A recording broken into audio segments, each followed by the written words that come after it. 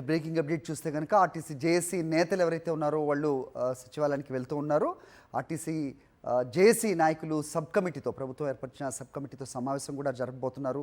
మరి ఎలాంటి ఫలితాలు వస్తాయో చూడాలి. అది బ్రేకింగ్ అప్డేట్గా చూస్తున్నాం. మరిన్ని వివరాలు మీకు అందించే ప్రయత్నం చేస్తాం. ఇక వరంగల్ జిల్లా ముత్తోజిపేటలో ఆర్టీసీ కార్మికుల ధర్నా చేపట్టారు. శంకర్ గౌడ్ కుటుంబానికి న్యాయం చేయాలని డిమాండ్ చేశారు. నర్సంపేట బస్ డిపోకు మృతదేహాన్ని తీసుకెళ్లేందుకు ప్రయత్నించారు. డెడ్ బాడీ తరలింపుకు పోలీసులు అనుమతి నిరాకరించారు. దీంతో ప్రభుత్వానికి వ్యతిరేకంగా కార్మికులు నినాదాలు చేశారు.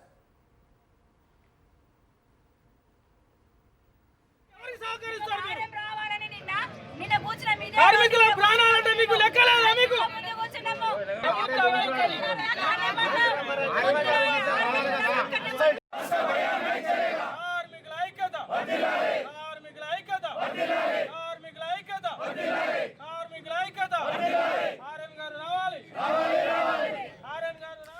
దీనిపై మరింత సమాచారం మా ప్రతినిధి శ్రీధర్ అందిస్తారు. శ్రీధర్, శంకర్ గౌడ్ మృతదేహాన్ని నర్సంపేట డిపోకు తరలించి అక్కడ ఆయన ఆత్మశాంతి కోసం కొంతసేపు ఉంచాలని చెప్పేసి జేఏసీ నేతలతో పాటు కుటుంబ సభ్యులు కూడా డిమాండ్ చేస్తున్నారు. ఈ నేపథ్యంలో పోలీసులు అక్కడికి అనుమతించడం లేదంటూ ఆరోపణ చేస్తూ ఇప్పుడు ఏదైతే మల్లంపల్లి హైవే రోడ్డు మీద నిరసన వ్యక్తం చేస్తున్నారు. ఏదైతే శంకర్ గౌడ్ ఇంటి ముంగట నిరసన వ్యక్తం చేస్తున్న కార్మికుల పరిస్థితులు ఎట్టి పరిస్థితుల్లో కూడా శంకర్ గౌడ్ మృతదేహాన్ని డిపోకు తరలించాలి. డిపో తరలించిన తర్వాత అక్కడ కొంచెం సేపు అక్కడ ఉంచిన తర్వాత ఇక్కడ తీసుకొచ్చిన తర్వాత అంత్యక్రియ కోఆపరేట్ చేస్తాం. అదేవిధంగా రాష్ట్ర ప్రభుత్వం తరఫున స్పష్టమైన ఒక హామీ కూడా ఇవ్వాలి, ఆ కుటుంబానికి కూడా ఒక హామీ ఇవ్వాలనే డిమాండ్ ఇక్కడ కనిపిస్తుంది. మనం చాలా దాదాపు గంట నుండి నిరసన వ్యక్తం చేస్తున్న పరిస్థితి. చెప్పండి అన్న, మీ ప్రధాన డిమాండ్లు ఆర్టీసీని ప్రభుత్వంలో విలీనం చేయాలి. మేము గొంతమ్మ కోరికలు కోరడం లేదు. ఎన్నికల మేనిఫెస్టోలో కాంగ్రెస్ పెట్టినటువంటి డిమాండ్లనే మేము అడుగుతున్నాము. వీళ్ళేదో ఆర్టీసీని ప్రభుత్వంలో విలీనం చేస్తాం, దాని మీద ఒక కమిటీ ఇస్తామనేసి చెప్తాను. ఇదంతా అబద్ధము. పొన్నం ప్రభాకర్ గారు అబద్ధం చెబుతాడు. వాళ్ళకు తప్పుడు రిపోర్ట్లు పోయినాయి. ఆర్టీసీ ప్రభుత్వంలో విలీనం అయి ఉంది. అక్కడ గెజిట్ నోటిఫికేషన్ కూడా రిలీజ్ అయింది. కేవలం ఒకే ఒక కలం పోటు, ఒకే ఒక అపాయింటెడ్ ఇవ్వాల్సిన అవసరం ఉన్నది. మమ్మల్ని ప్రభుత్వ ఉద్యోగులుగా గుర్తిస్తామనేసి చెప్పిండ్రు. 2 PRCలు 2021, 2025 PRC కూడా అమలు చేస్తామనేసి చెప్పిండ్రు. కొత్త బస్సులు కొంటామనేసి చెప్పిండ్రు. మీకు ఇబ్బంది ఏంది?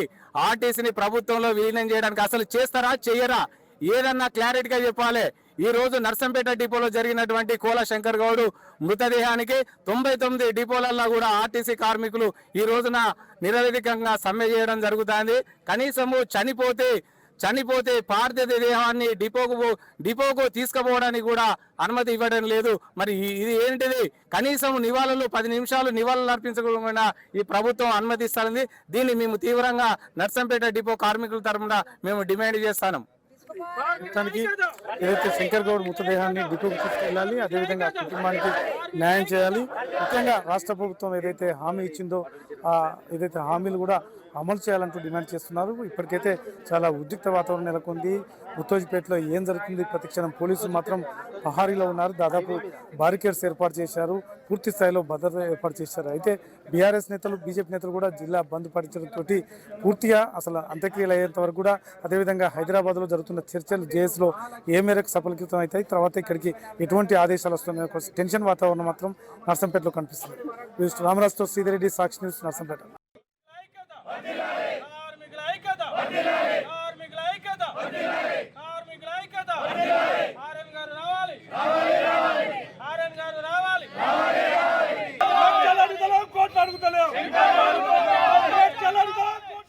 చూస్తున్నాం ముత్తోజిపేట వరంగల్ జిల్లాలో శంకర్ గౌడ్ నిన్న ఆత్మ బలిదానం చేసిన అతని మృతదేహాన్ని నర్సంపేట డిపోకి తరలించాలంటూ కార్మికులు రోడ్డుపై బైఠాయించి ధర్నా చేస్తూ ఉన్నారు.